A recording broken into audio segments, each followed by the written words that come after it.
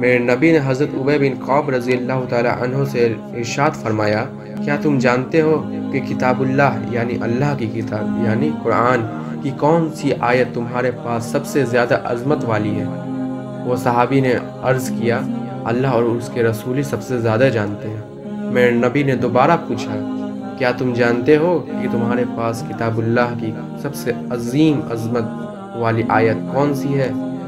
اس صحابی نے عرض کیا، اللہ لا الہ الا هو الحی القیوم یعنی آیت الکرسی۔ تو حضرت ابی بن کعب رضی اللہ تعالی عنہ فرماتے ہیں کہ آپ صلی اللہ علیہ وسلم نے میرے سینے پر ہاتھ مارا، گویا اس جواب پر شاباشی دی اور ارشاد فرمایا، تجھے علم مبارک ہو۔